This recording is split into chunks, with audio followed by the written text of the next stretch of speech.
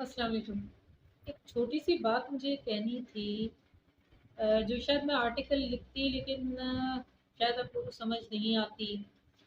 क्योंकि जो बात करने में जो इंसान अपनी बात को पहुँचा सकता है आसानी से, वो लिख के शायद इतनी आसानी से नहीं पहुँचा सकता, या जो असर अल्फ़ाज़ रखते हैं, वो शायद तहरीर नहीं रखती।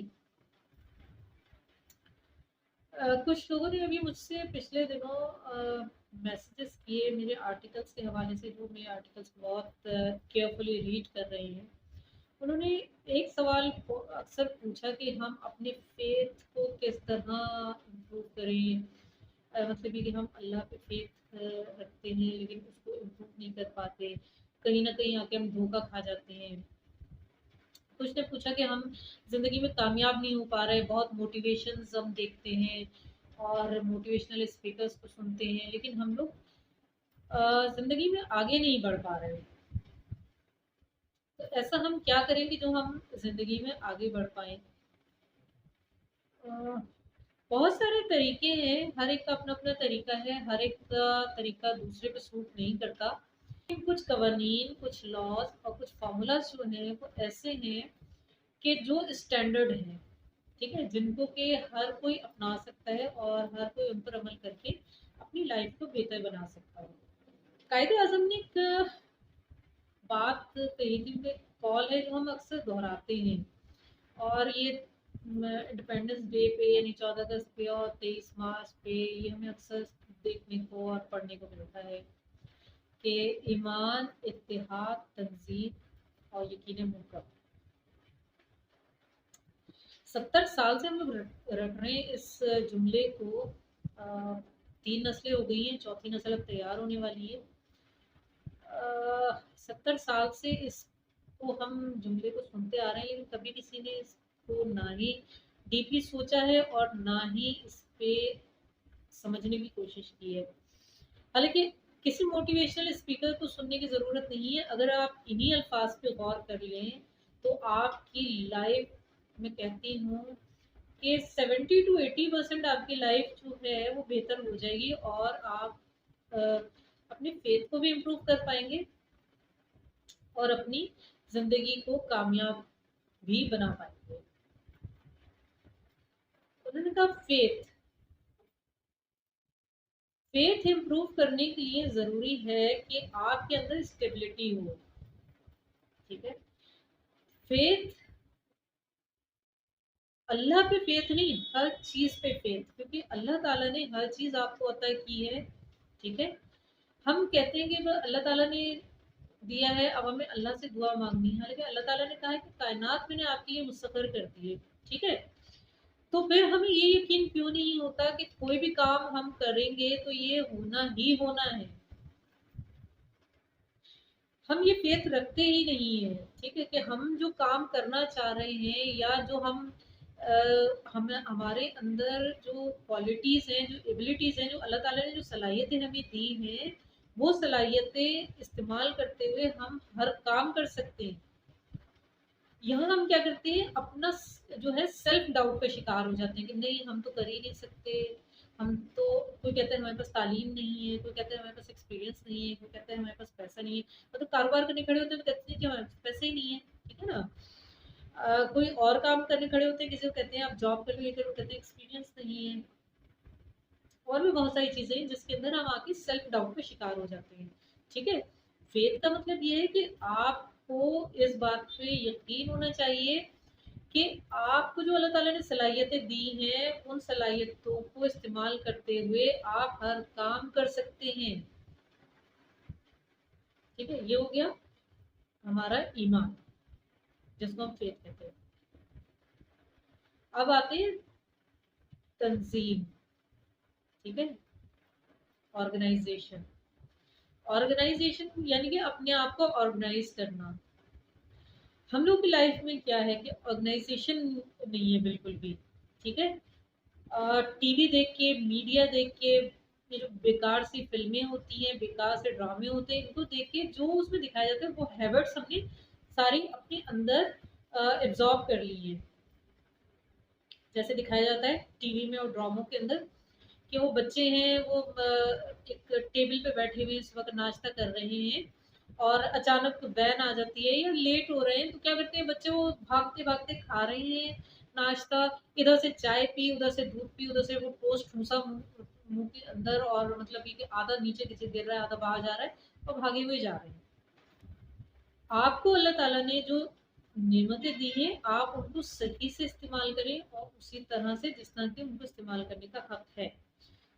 खाना आपकी ज़िंदगी का लाज़मी जुज़ है, उसको आप जब तक सुकून से, इत्मीनान से बैठ के नहीं खाएँगे, ना आपको सेहत मिलेगी, ना ही आपको एनर्जी मिलेगी। खाना आपको सेहत भी देता है, एनर्जेटिक बनाता है, आपको लाइफ में कुछ करने की जो है एक पावर देता है। दूसरा आप देखिए कि जा रहे हैं कमरे में बेतहाशा चीज़ें भरी हुई है, एक चीज़ इधर पड़ी हुई है, वो स्टूडेंट्स हैं तो मतलब ये लड़कियाँ हों चाहे लड़के हों, उनको सबको दिखाते हैं शूज़ उधर पड़े हैं, बैग उधर पड़ा है, कपड़े उधर पड़े हुए हैं, दीवारों पे बिला वजह की चीज़ें टांगी हुई हैं, तस्वीरें लगी हुई हैं, शो पीस लगे हुए हैं, मतलब डिफरेंट किस्म की। हर चीज़ को ऑर्गेनाइज करना सीखें। कपड़े अलमारी में होने चाहिए, टंगे हुए होने चाहिए, ये नहीं कि लिया और ठूस दिया, ठीक है। शूज अपनी जगह पे होने चाहिए, बैग अपनी जगह, चाहे आप लड़के हों चाहे आप लड़की हो, ऑर्गेनाइज होना लाजमी है। जब तक आप डिसिप्लिन नहीं होंगे अपनी लाइफ में, आपकी लाइफ नहीं चल पाएगी। मैंने पिछले अपने एक आर्टिकल में लिखा था कि आपको जिंदगी में कामयाब होने के लिए या जिंदगी में कुछ करने के लिए विल पावर अहम नहीं होती। विल पावर हर जगह काम नहीं करती, ठीक है। विल पावर उन लोगों के लिए काम करती है जिन लोगों ने कुछ फैसला ही नहीं किया होता कि जी हमने कुछ करना है, ठीक है। जब आप ये फैसला कर लेते हैं कि आपने कुछ करना है, तो फिर विल पावर का काम खत्म हो जाता है, फिर आपका डिसिप्लिन शुरू होता है। डिसिप्लिन जो है वो आपकी हैबिट्स बनाता है, और वो हैबिट्स आपको जिंदगी में आपके मकासद को हासिल करने में अहम किरदार अदा करती है। तो जब तक आपकी लाइफ में ऑर्गेनाइजेशन नहीं होगी चीज़ों की, तब तक आप कामयाब नहीं हो सकते। उसके बाद आते हैं इत्तेहाद की तरफ, जिसे हम यूनिटी कहते हैं, ठीक है। आजकल हम सहारे ढूंढते हैं बाहर, दोस्त की शक्ल में, किसी और शक्ल में, मतलब बस दूसरों के सहारे ढूंढ रहे होते हैं। सबसे पहले सोचने वाली बात यह है कि यूनिटी आपके घर से ही बनती है, यूनिटी बाहर वालों से नहीं बनती। जो आपके घर के अफराद हैं, यूनिटी उनसे बनती है। आप घर के अफराद के साथ मिलके मजबूत होते हैं। लेकिन हमारे यहाँ लोगों की कम इल्मी कह लें, कम फहमी कह लें, कि अपने ही रिश्तों से बदजन हो जाते हैं। बहन भाई आपस में एक दूसरे के साथ बदजन हैं, एक दूसरे से लड़के बैठ जाते हैं, एक दूसरे पे भरोसा नहीं करते हैं, एक दूसरे के बारे में गलत ख्यालात रखते हैं कि नहीं ये तो मेरी पीठ में छुरा घोंप देगा, ये तो मेरा बुरा चाहता है, ये तो ऐसे चाहता है। बात ये नहीं है। मैंने आपको अपनी वीडियोस में समझाया है कि जो आप सोचते हैं वही आपकी लाइफ में अट्रैक्ट हो जाता है, ठीक है ना। आप अच्छा सोचेंगे तो अच्छा ही आएगा। जब आप उस पर शक कर रहे हैं, अपने बहन पे, अपने भाई पे, तो लाजमी सी बात है वो चीज होके रहनी है। वो शक जो है वो एज इट इज आपकी लाइफ में सामने आ जाएगा। दूसरी बात ये है कि लोग कहते हैं कि नहीं आजकल तो यही होता है, मतलब बहन भाई जो है वो आपस में नहीं मिल सकते, और बहन भाई आपस में एक दूसरे के खैर ख्वाह नहीं हो सकते। कैसे नहीं हो सकते? बहैसियत एक मुसलमान आपको इस बात पे यकीन करना चाहिए। क्यों? क्योंकि आपके जो कलाम पाक है उसके अंदर सूरह बकरा में अल्लाह ताला इरशाद फरमाते हैं कि मैंने तुम लोगों को कबीलों में पैदा किया ताकि तुम लोग पहचाने जा सको, ठीक है। कबीलों कबीला क्या होता है? आपका खानदान ही होता है ना, खानदान से बाहर तो नहीं होता। हम लोग अपने खून के रिश्तों से ही टूट जाते हैं, खून के रिश्तों से अलग हो जाते हैं। लोगों की बातों में आके, माशरे के रवैये को देख के, जो मीडिया हमारे जहनों में घुसेड़ रहा है उसको देखते और समझते हुए हम लोग अपने खून के रिश्तों से बदजन हैं। याद रखिए, आप कोई भी काम करेंगे, अगर आप घर के जो लोग हैं, जो आपके खूनी रिश्ते हैं, उनके साथ आप अटैच नहीं होंगे, आप उनके साथ यूनाइटेड नहीं होंगे, आप कामयाब नहीं हो सकते। आपने कभी नोट किया हो शायद कि जब आप अपने पेरेंट्स के साथ होते हैं, आपके अंदर कितना सुकून महसूस होता है, आपको एक खुद को सिक्योर फील कर रहे होते हैं। ठीक है, ये मैं लड़कियों की हैसियत से बात नहीं कर रही हूँ, या लड़कियों के एक नफ्सियात को सामने रखते हुए बात नहीं कर रही, मैं एक जनरल इंसान को सामने रखते हुए बात कर रही हूँ। मर्द है अपने जज्बात को छुपा जाते हैं, लेकिन अंदर सब जानते हैं कि पेरेंट्स जो हैं, ठीक है, जब वो मौजूद होते हैं तो आपके अंदर कितना सुकून और कितना कंसंट्रेशन आपका होता है, जहनी यकसुई होती है, जहनी सुकून होता है, हर तरीके से आप पुरसुकून होते हैं। ठीक है, मजे कर रहे होते हैं और बहुत सारे काम है जो आप सर अंजाम दे रहे होते हैं। इसी तरह देखिए, जब आप बड़े होके तो खैर सारे बहन भाई जो आपस में लड़ के बैठ जाते हैं और एक दूसरे से बदजन हो जाते हैं, लेकिन आप जब तक छोटे थे, 12 14 साल की 15 साल की एज तक, आपने देखा होगा जब बहन भाई आपस में मिल के बैठते हैं, बात करते हैं, तो किस तरह बात कर रहे होते हैं, किस तरह पुरसुकून होते हैं, हंसी मजाक हो रहा होता है, लड़ाई झगड़े भी हो रहे होते हैं, एक दूसरे को मारते भी हैं, लेकिन उस मारपीट में, उस झगड़े में भी जो है आपको एक मेंटल सेटिस्फेक्शन हो रही होती है कि हाँ, आप जो है एक सिक्योर हैं, आपके कुछ रिश्ते हैं जिनके साथ आप अपने जो है बातें शेयर कर सकते हैं, अपनी जो जज्बात है उनको शेयर कर सकते हैं। तो ये बात बहुत समझने की है कि जब तक आप अपने खूनी रिश्तों के साथ अटैच नहीं होंगे, आप लोग तरक्की नहीं कर सकते, क्योंकि तरक्की के लिए लाजमी है मेंटल पीस का होना। मेंटल पीस उसी सूरत में मुमकिन है जब आप अपने खूनी रिश्तों के साथ जो है अटैच हों। तो ये छोटी बजाय बहुत छोटी सी चीज है, लेकिन इस चीज का इम्पैक्ट हमारी लाइफ पे बहुत गहराई में जाके पड़ता है। ठीक है, तो ये तीन चीजें हो गई, ईमान, इत्तेहाद, तंजीम। अब आ जाते हैं यकीन मुहकम की तरफ। यकीन मुहकम, जैसे मैंने कहा आपको कि ईमान है कि भाई अल्लाह ताला ने जो हमारी सलाहियतें दी हैं हमें, उनसे हम इस्तेमाल करते हुए जो है कुछ भी कर सकते हैं। ठीक है, यकीन मुहकम ये है कि आपने कोई काम किया, ठीक है, आपकी इंटेंशन सिर्फ और सिर्फ यही होनी चाहिए कि जो काम मैं कर रहा हूँ या कर रही हूँ, ये काम 100% होके रहेगा। ठीक है, अगर आप अपना कोई गोल सेट करते हैं, सपोज आप कहें कि भाई मुझे जो है अपनी, जैसे सपोज एक स्टूडेंट है, ठीक है, वो कहे मैं अपनी ग्रेजुएशन कंप्लीट करनी है या अपना मास्टर्स कंप्लीट करना है, लेकिन उसके पास पढ़ाई के लिए टाइम नहीं है, या उसके पास पैसों की कमी है, वो अफोर्ड नहीं कर सकता, ये चीजें सेकेंडरी होती हैं। ठीक है, जब आप कोई काम शुरू करें, आप पढ़ाई शुरू करें, आपकी इंटेंशन सिर्फ और सिर्फ यही होनी चाहिए, आपके जहन में सिर्फ और सिर्फ यही होना चाहिए कि मैं जो एक अपना मास्टर्स कंप्लीट करना चाह रहा हूँ या चाह रही हूँ, ये कंप्लीट होके रहेगा।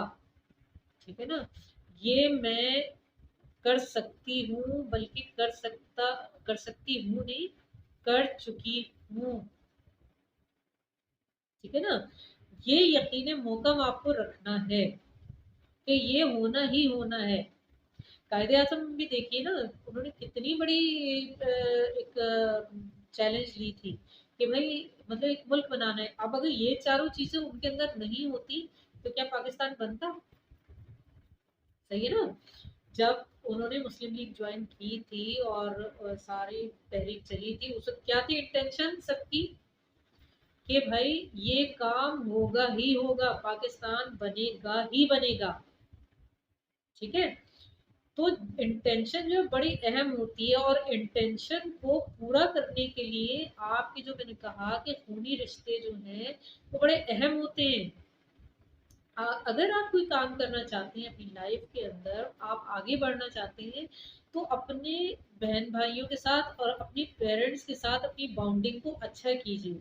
ठीक है, सबके साथ मिलजुल कर प्यार मोहब्बत से रहें, सबके जज्बात का एहतराम करें, सबको समझें और अपनी बात भी समझाने की कोशिश करें। इसके साथ साथ मिल के आप जब भी कोई काम करें, सब लोग मिल के एक जहन बना लें। ठीक है, सपोज आपके घर में आपकी किसी बहन भाई की शादी करनी है और इंतजामात नहीं है आप लोगों के पास, ठीक है? आप सब जहन बना लें कि भाई ये शादी होगी और ज़रूर होगी, ठीक है? और जैसा हम चाह रहे हैं उसी तरह होगी। आप ये लिख लें, अगर आप घर के सारे अफराद उसी इंटेंशन को हर वक़्त ज़हन के अंदर रखेंगे, तो जैसा आप चाहते हैं वैसा ही होगा, उससे हट के नहीं हो सकता। ये अल्लाह ताला ने कानून बना दिया है, जिसका मैं अक्सर अपनी पोस्ट में ज़िक्र करती रहती हूँ, ठीक है? ये लॉ ऑफ एक्शन और रिएक्शन मैंने पिछले आर्टिकल में कहा था, उससे पहले मैं लॉ ऑफ डिक्लेरेशन, ठीक है, लॉ ऑफ अजम्पशन, बहुत सारे लॉज की मैं जो है उस पर लिखती रहती हूँ और उनके बारे में बताती भी रहती हूँ। तो ये है कि ये चीज़ें हैं, अगर आप लोग इन चीज़ों पे अमल करेंगे तो बहुत आसानी से आप अपने लाइफ में जो चैलेंजेस हैं उन चैलेंजेस का मुकाबला कर सकते हैं। किसी भी मुश्किल में है आप, उससे ओवरकम हो जाएगा, ठीक है? आप उस मुश्किल से बाहर आ जाएंगे। कोई भी आपको बड़े से बड़ा मसला होगा, आप उस मसले का सलूशन आसानी के साथ निकाल सकेंगे। लेकिन शर्त यही है कि आपने अपनी इंटेंशन को पॉजिटिव रखना है, नेगेटिव नहीं सोचना है।